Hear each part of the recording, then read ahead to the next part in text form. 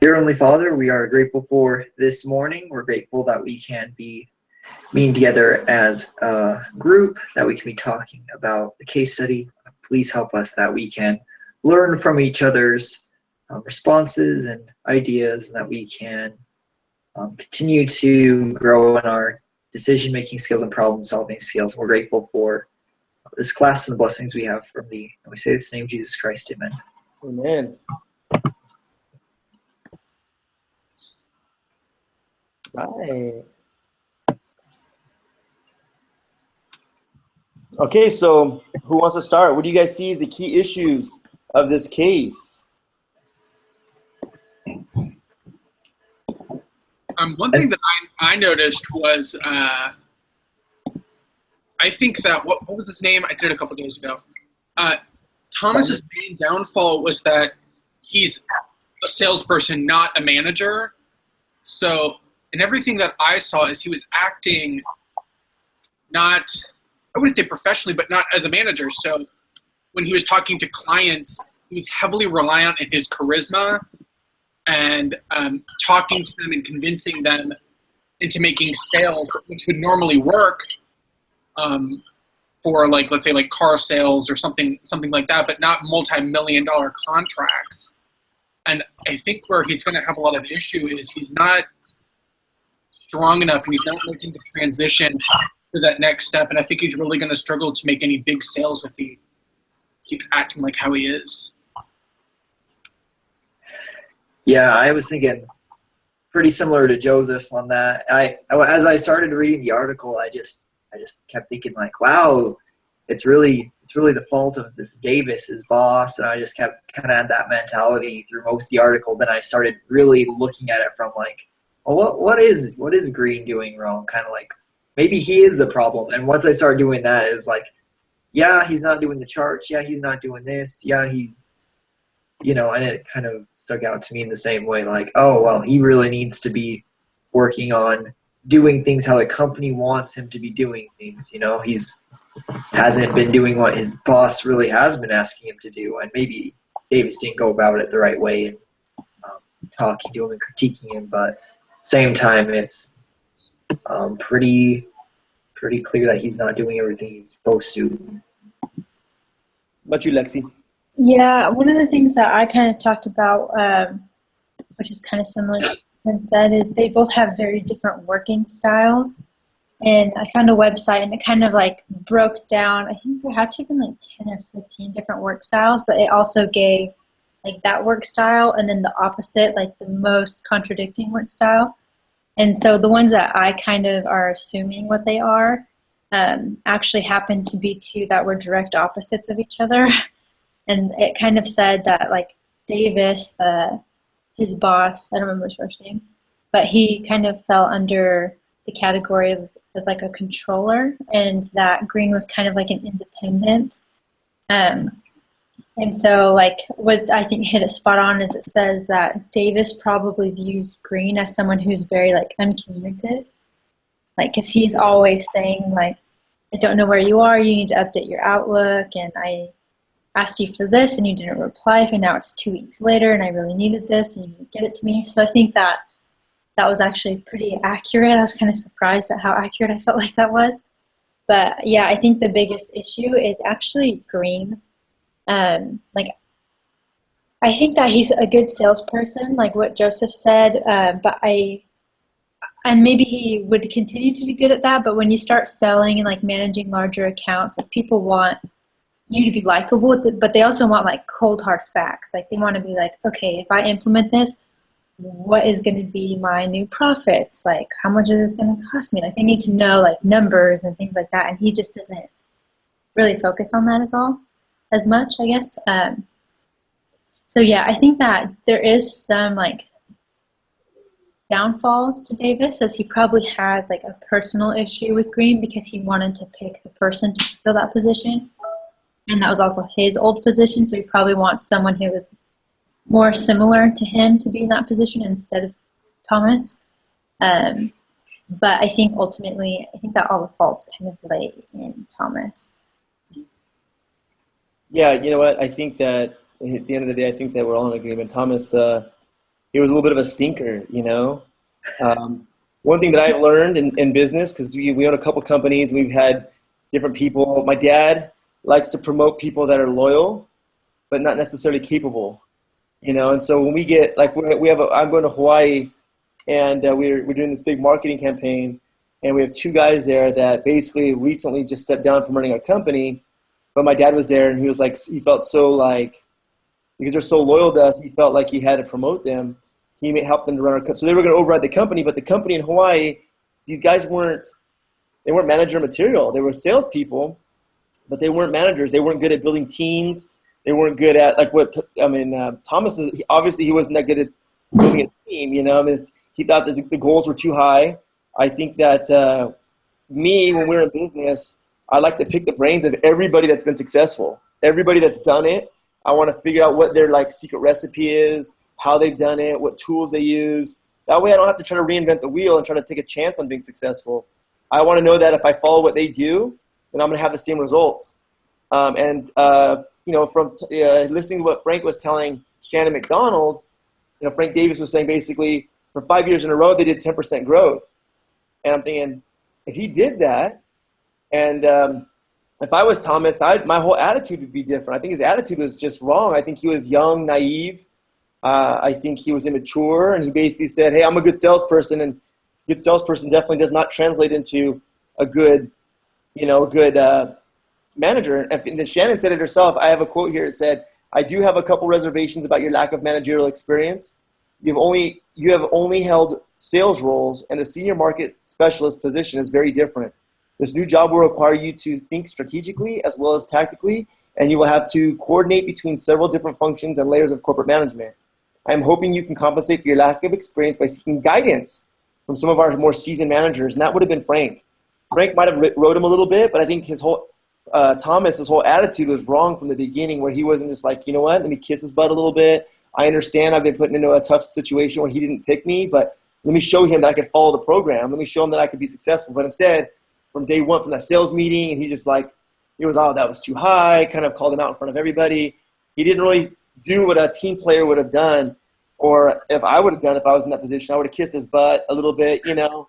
I would have worked hard. I would have begged him for his training. I didn't see any training either. That would have been, I think, Frank Davis's fault. He didn't train. I didn't hear about any training. They didn't train him, but maybe he refused the training. He didn't seem to care what Frank had to say, his boss had to say anyway. But that's just my 2 cents. I just think he had a bad attitude from the beginning and immature. Go ahead. Well, in case it did say that when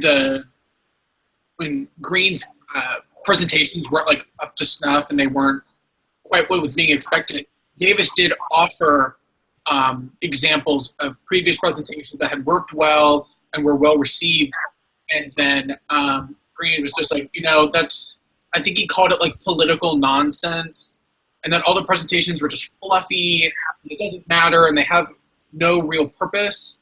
So even when he did receive any training or recommendations, he refused them.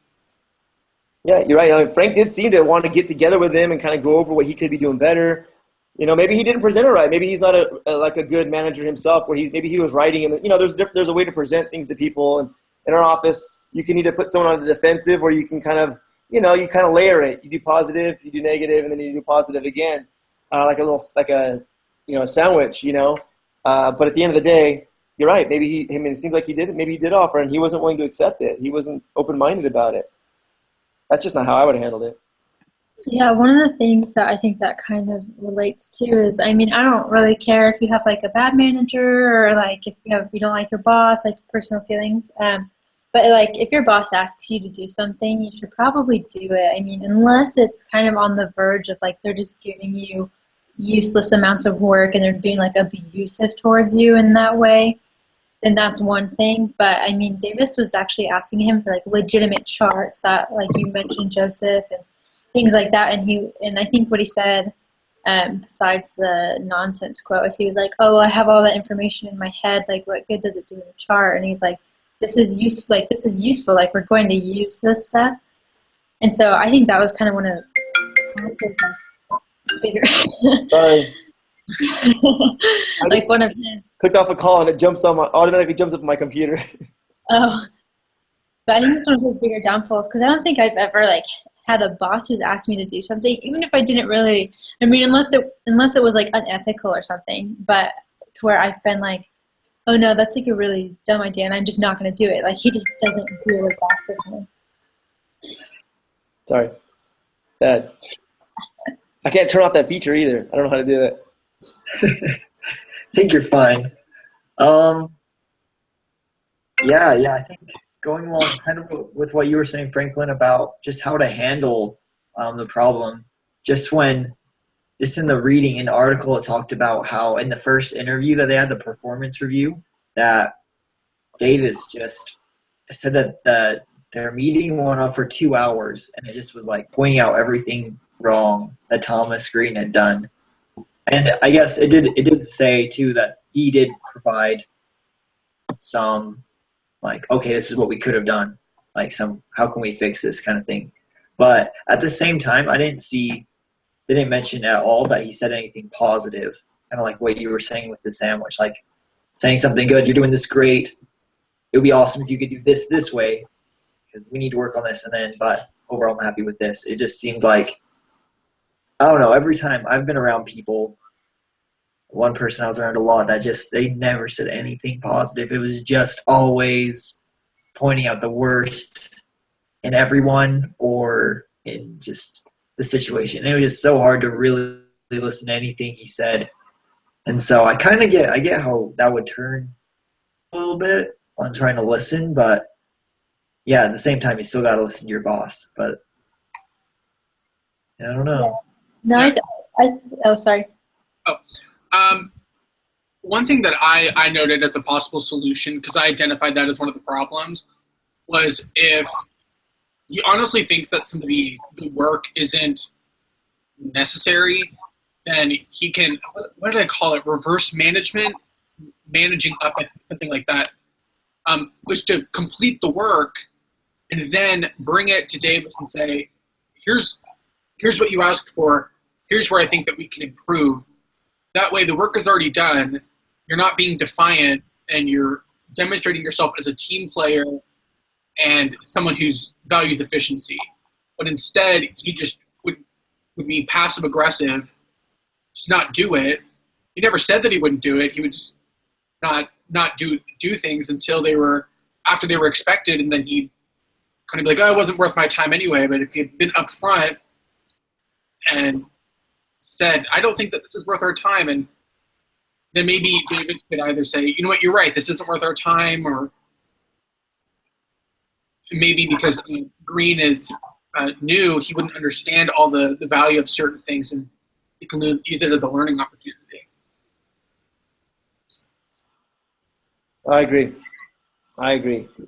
So I think we're all in agreement, though, that this little stinker Thomas, I'm sorry, Generation X was promoted to the job. I'm kidding. He definitely wasn't up to par. Okay, so then I guess the question is, what does Frank value? In you guys' opinion, what does Frank value? What is the end goal he's after? I mean, I think like the end goal of any business person is for him, it would be to successfully manage all of their accounts and to improve their scores and ratings across the board. I think he said that Thomas was in charge of like the Eastern Division, I think that's what it was, or whatever. But it seems like from the case study it mentioned, it was a girl, and I don't know if she was in like the Central, West, or whatever, but she was meeting kind of like his expectations. But I think like to break it down, I think his expectations are kind of like, it's like solid communication, like an expectation is to like get your work done when it's asked to be, like all those little baby steps would be his expectations for his employees, like his team members, like Thomas. Which I don't think is asking too much. No, that's just totally normal. Like that's what a job is. Like your job. Right. You always report to your boss. So I don't think he was, I think even Frank admitted, right? He was like, hey, I know I was writing him, but I only started writing him when he wasn't responding to anything he was supposed to like improve on. Like I was getting on his case because he wasn't following the program and responding to his boss. Yeah, I think probably looking and trying to think of maybe on a different level. Like, I'm sure Frank was really where he just had the job that now Thomas has. I'm sure he was really expecting him to do exactly what he had just done. And kind of one of those things that anytime you leave a job or a position or even a calling in the church, like you always think kind of like weigh yourself against the other person, even though you have different skills, different abilities. So I think you're always going to kind of, you know exactly what you're supposed to be doing, and maybe they don't. So like that really, it really makes it easy to be judging, I don't know, or like finding faults in what people are doing that normally you wouldn't worry about. They're being extra critical. Yeah, that's a good way to say it. Yeah, remember, Frank just had 5 years of 10% growth. And so I think he's expecting somebody to fill that spot that can do another 5 years of 10% growth. His job's to be able to get good production out of that position. He's that guy's boss. And Thomas is coming in going, it's too high, man. It's like, your boss is telling you he wants 10%. Just give it a try. Don't slam it. Get out there and work hard. Do what he's telling you to do. Maybe it'll work.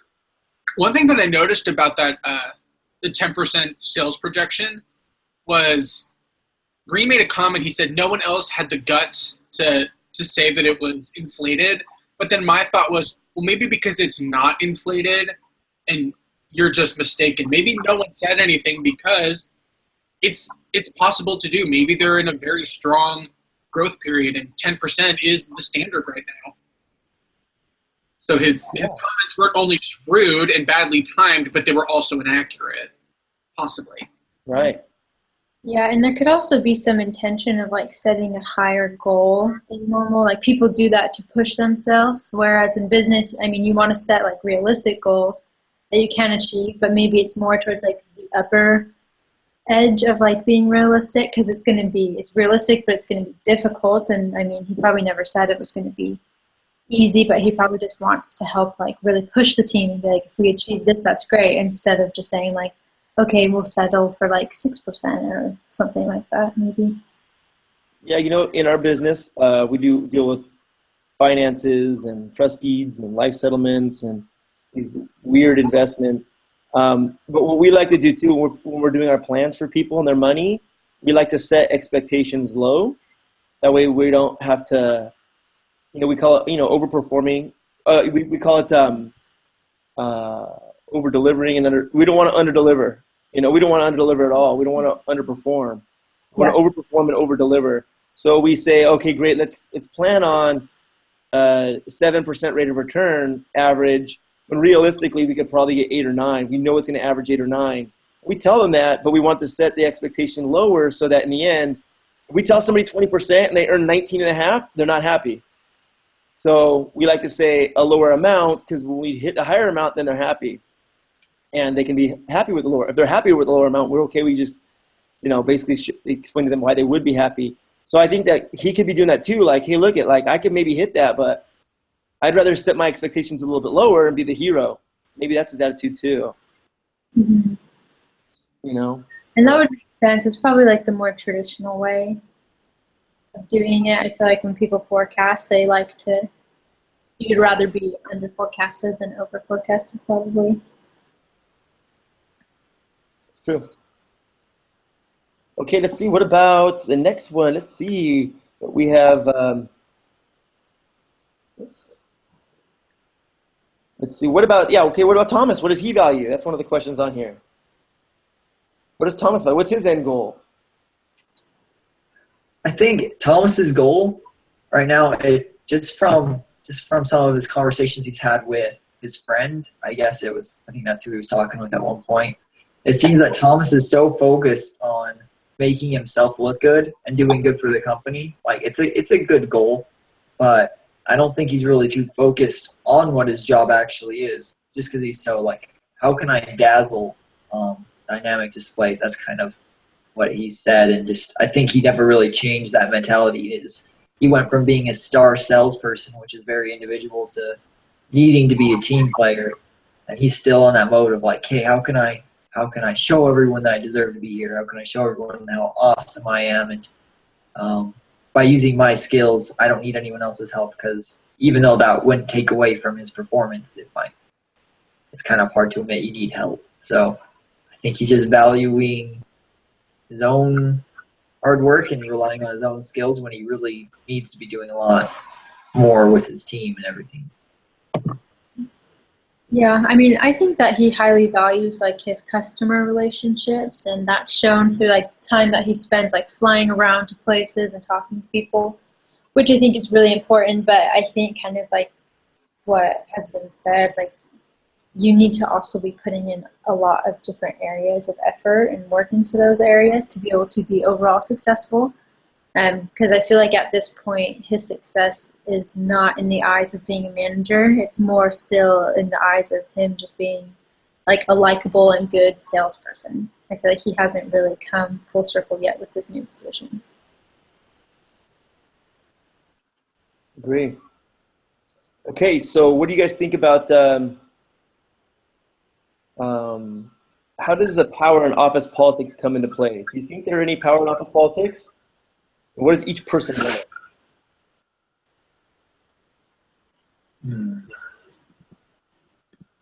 If I'm understanding the question correctly, I kind of talked about like boss/sponsor relationships, because that's kind of what he referred to as McDonald was as a sponsor, because she's the one who extended the job offer to him.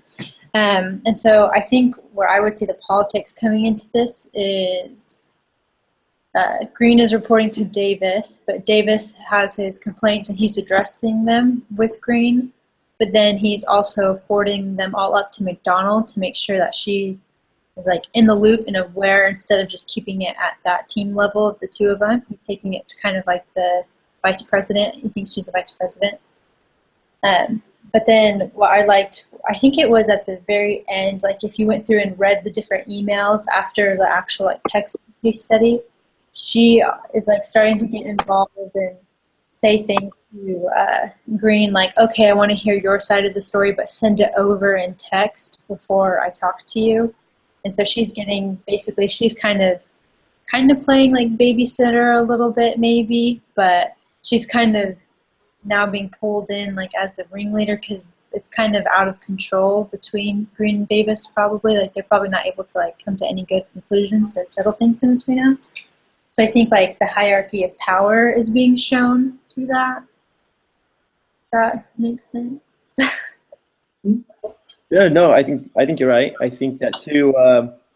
You know, I don't. In my personal opinion, I think that, I mean, kind of in a way what you described is, I don't know if there's as much politics as he's thinking. Meaning, like he thought if he would have been better off if he would have brought her in the beginning and kind of let her know what was going on. And I think that he thought that he had an ally there to protect him. When in reality, I don't think she was there as an ally. I think she's there like, hey, I'm promoting you. You know, I know I'm going to get some slack for this. Prove me right. Don't prove me wrong, so I don't get in trouble. So I think that in his mind, he was just kind of like deluded and like, well, she's kind of like the one who brought me on, so she can help me save my job. She can like pull some weight for me. And at the end of the day, I don't think she was there to pull any weight. I think she's being sucked into it because she hired him and she's the boss. And Frank definitely doesn't want him around because he's not being a part of the team. He's not following the program. So I don't know. That's my thoughts. I didn't know for sure. I think he was kind of making more like, maybe he felt like he should have played the game a little more, and he kind of maybe could have saved his job.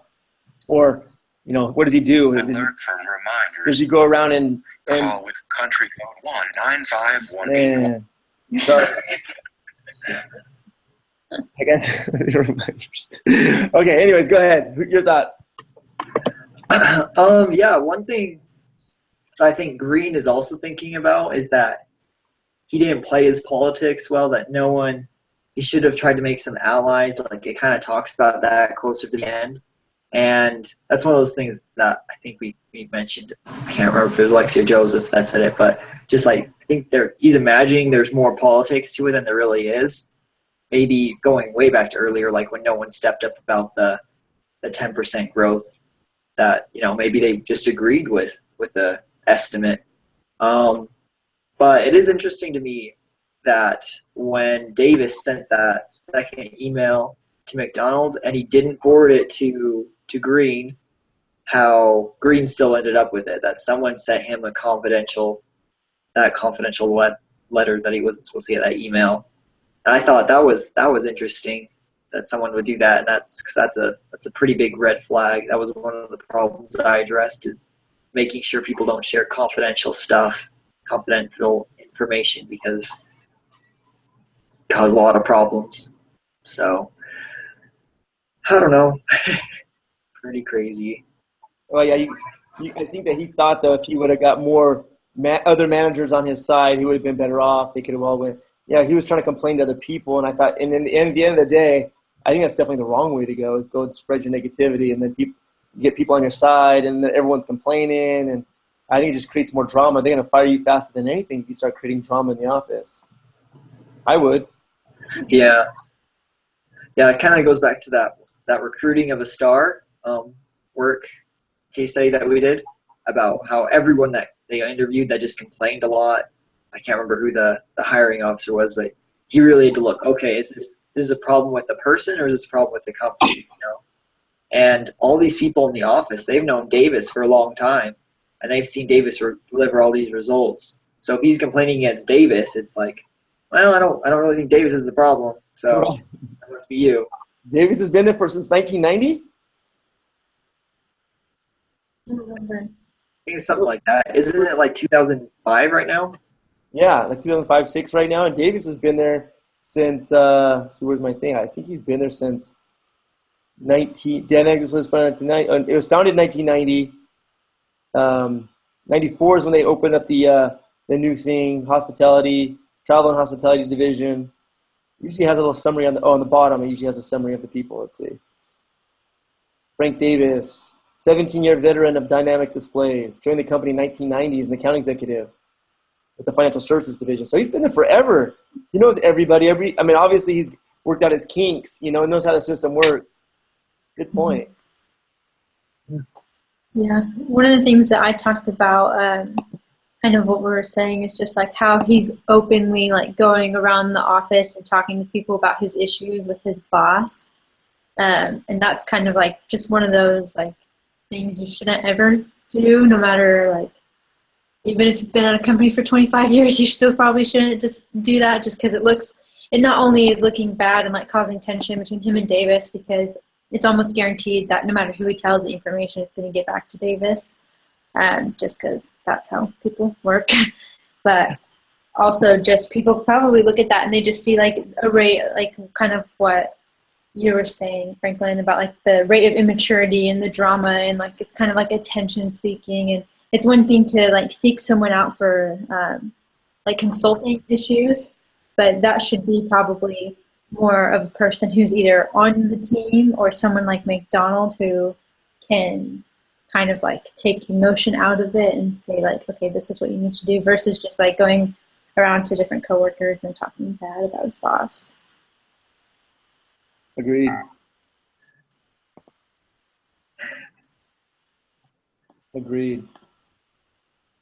Okay, so I think we're doing good. So what do you think that we could do to repair or salvage the situation?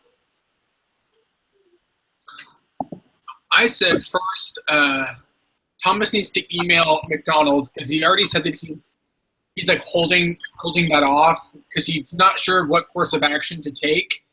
And what I wrote in mine is it's very easily can be fixed from the initial email, just saying, I hear you. I got your message that you want to speak. I will send you like a fully detailed email by close of business today, so he has time to think about what he wants to do, what is going to be the plan. I think that this issue can be rectified if three of them meet and kind of identify each of Thomas's shortcomings. And then I would also say that if he's allowed to stay in the position, which I imagine he will be, to offer himself saying, hey, how about every month or every few weeks, I meet with you, Davis, to kind of see where I'm going if I'm really getting it now. That's what I put. Yeah, no, I think that's a great idea. I think that one of the other biggest change that needs to come from Thomas is just like an attitude change and like a willingness to work. And I mean, that's like, he has to have that to be able to do what Joseph is suggesting, which I think is a perfect way to start.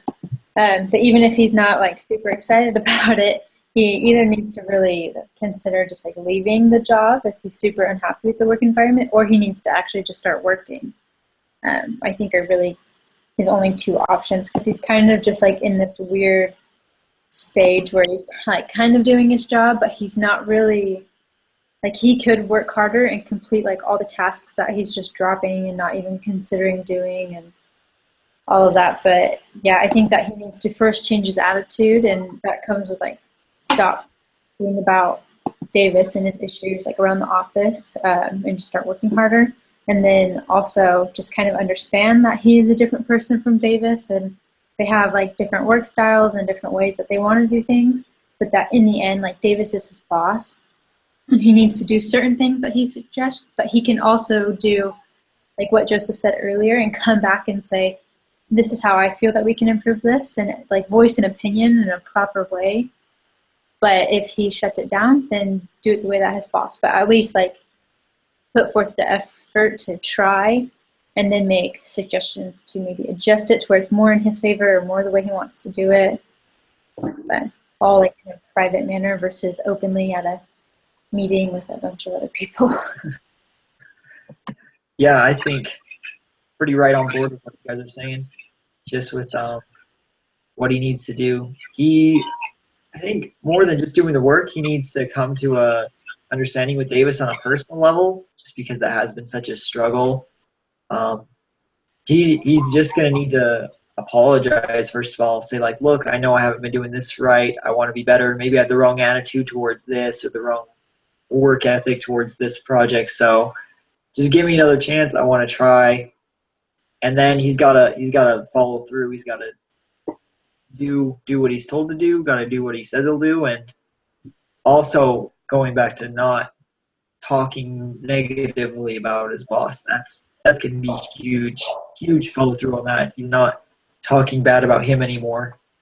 That'll make a big difference. And if he's saying good things about Davis, then that'll only help too. I don't know. It's one of those things that it's also, I think, if you're acting like you're happy, if you're acting like you're doing good, and then I think the results will follow. Kind of fake it till you make it kind of thing. So that's about half of it. I think Davis needs to come the other halfway, but that's what Green needs to do.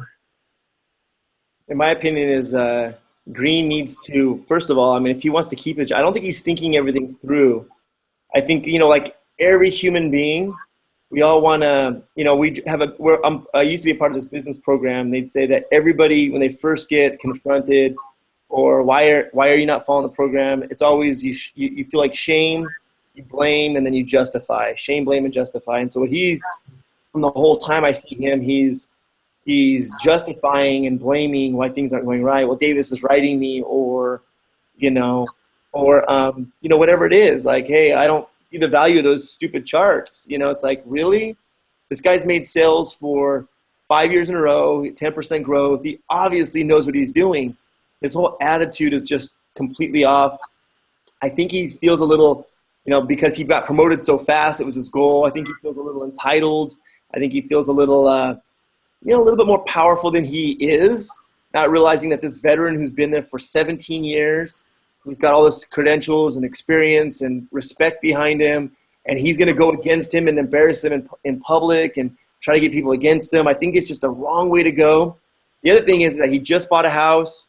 He just bought all this furniture, and you have to stop and say, and he's talking about bringing in politics, like, how should I handle this? Should I go to Shannon? And it's like, I think that you should stop, humble himself, and say, if he stops and thinks about it, Davis could fire him. Davis is his boss. I don't know that Davis needs anyone's permission to fire him. I don't need anyone's permission to fire anybody. And if Davis fired him, I think Shannon would respect that. Like, hey, you know what? I get it. He just, there's a book called E-Myth. Are we reading in this class, or is it another class? Not this one. Okay. Great book. It basically says the reason why people fail is because there's 3 parts to a business entrepreneur. And, not just a business owner, but an entrepreneur could be working for somebody as well, is that you think about the past, the present, and the future. And if you don't encompass all 3 characteristics, you're going to fail. And so I see him as a very strong and capable salesperson, but I don't see him I don't think he's developed that, 1, the right attitude, and 2, the skills to be a good manager. I think a manager needs to have the right attitude. Everyone's got a boss. It goes all the way up to the owner of the company, and if it's a publicly held company, the stockholders are the bosses. They can get rid of anybody, a CEO at any point. The board just has to vote them off. And so at the end of the day, I think that his whole attitude is off. I look at him and I cringe. I feel bad. I'm going, dude, wake up and just apologize and tell Davis to do whatever he wants you to do. You go set up some training dates, show that you're humble and you're willing to learn, and they'll keep you. They want results, but they also want a good attitude. They don't want somebody who's going to create contention in the office and ruin other divisions. So I just know that we have people in our company. When you think things through, it's a lot to be able to quit and go to another job. It's not that easy. You have so many. You just bought a house. Think it through, fix it, and make it work. So the thing that I would think if I was Thomas, I'd be like, I don't know if I keep saying Davis, but if I was Thomas, I would say, what do I need to do to show them that I really want to keep this job? And I think that if he thought it through, what Davis would want is for him to be humble and just be a part of the team, and he won't write him as much, and they won't have that animosity. And the speed of trust teaches us too to kind of like confront the situation and be open about it. I don't think that, he's sitting there going, yeah, I need to improve, but he's not saying, well, I think this is what he's not saying what he feels. And I think that he also needs to say what he feels to Davis as well. Anyways, I just look at the situation. I feel bad. I'm like, oh man, what are you doing? Just change your attitude, Anyways, the bosses are always right. Whether you think you're right or wrong, the bosses, just like the customer, are always going to be right. You don't have the ability to fire your boss, unless he's seriously harassing you. And I don't see that happening here. I just don't see somebody following the program. Anyways. All right. Anything else? Anybody else want to add? I think we did good. We feel like we really looked into the problems and why they were there, and say we did a great job, team. Okay, so let's see what Thomas's story. Let's see. After McDonald's February 5th, 2008 email, Green took the offensive against his boss. He crafted a series of memorandums, emails, reports, and projections that exposed inaccuracies and creative forecasting. This data enabled Green to build some alliances with other marketing personnel who used the data to ultimately side with him. On April 4th, it was announced that Frank Davis was being moved laterally to an undefined special project. However, Green's tactics were so seen as overly brutal by many in the company, and although he won the battle against his boss, his career was irreparably harmed. McDonald distanced herself from him. By July 2008, Green announced he was resigning from his position to pursue full-time studies for an MBA. We can only speculate what would have occurred if Green had tried to help Davis work out the discrepancies and problems with forecasts. Perhaps both would have succeeded. So I didn't expect that, to be honest with you. Because it's like, I didn't think going out and hammering someone and focusing on the negativity and was going to get their boss moved. It didn't seem like his boss did anything wrong. Maybe there were some discrepancies, but at the end of the day, it seemed like it created more contention. I probably would have fired Green a long time ago, personally. You don't know if I would have fired him. Huh? I kind of feel like that just worked out like that rowing team won. Yeah. They all got in a fist fight. The end. What? Okay. So I read that. I was like, what? I was like, I don't know if anybody else read that, but I didn't want to ruin it at the end. I'm like thinking, that's not at all what I would have thought would have happened. Maybe this is supposed to be for shock for us to be able to say, like, what the heck? Like, did we catch it? And man. Anybody else have any thoughts on that? Shock. Yeah. I'm kind of glad it didn't work out. And when you said that you got Davis moved, I'm like, I hope that's not the end of it, because it's like, yeah, so Davis moved and then Green took his position and he did great. It's like if that would have been the end of the story would have been like, holy cow, what are we learning? Once again, how are we gonna When I read backstab? that, I was like, what? Like, he went head-to-head against his boss, and then he tried to work things out. The speed of trust teaches us these things, and all the things we're learning, nothing was applied here. They just fought it out, and they both lost. Like, oh, It's pretty all crazy. right. And anything else? Anybody? Anything? Lexi, Joseph, Derek? Anything? I think I'm all set. Yeah, same here. Awesome. I kind of like this one because to me I thought it was more clear, clear cut, but I guess it really wasn't clear cut. I thought it would have had a happy ending, and it didn't. No. All right, guys. Thank you, guys. I really appreciate your comments and stuff. And really quickly, I was going to ask you guys, did I just join your guys' group? Because I think for the whole semester, I've been in another group, and then I think I just got moved to your guys' group. On the comments, on the discussion board. Oh. I was No. like, no, it's still us. On the discussion board, because I was like, I noticed because I always had all these other people I was responding to, and I was in group like number 9. I'm going, okay, I don't know what, maybe she's mixing us up. No, I think I'm always in a weird group too. But now we're on the same group.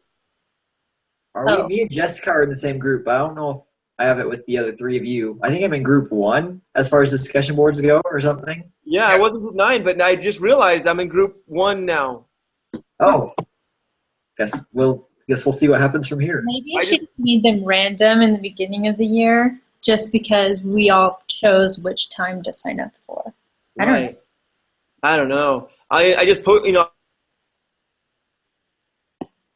the post on the same group as you guys now. I was always commenting on group 9 stuff. Yeah, I think I was in like group 7 or something. Oh, I see? don't pay enough attention. Huh? I don't pay attention to that kind of stuff. I have no idea. I just knew that I never Well, that's how I was, seen your post. that's how I was asking because it kind of threw me off. I was like, whoa, group 1. Now, that's weird that we're together because we've always been separated. So, Yeah, I'll have to check. Huh. Yeah, because pretty much with the reading discussions, no one comments. I get mine done really early as saw far that. as things done so far. But yeah, like throughout the whole semester, like I haven't had anyone comment on it till the last day, and by then I'm kind of out of the mood of. Yeah, Because it's like I don't even remember what I wrote because that was a week ago. yeah. So I've done really Okay, so poorly. I'm going to go comment on yours today, guys. Whoever's on there right now, I'm going to go comment on it today. Sounds good. I saw Derek and Joseph and Derek. I saw you and Jessica in the group. So the 3, I posted last night. So the 3 of us have posted. I'm going, wow, am I in the same group now as everybody? Why was I in a different group? But I guess Lexi and Joseph are in different groups too. We'll see. All right, guys. Thank you. I had a good time. I think it was very productive. I think we learned a lot. You guys are awesome. See you guys next week. See you next week. Who's next week? Who's up in line? It's Jessica. Okay, And then I'm Jessica. after that. Okay. Awesome. Great. Thank you, guys. Thank you. You on the posts?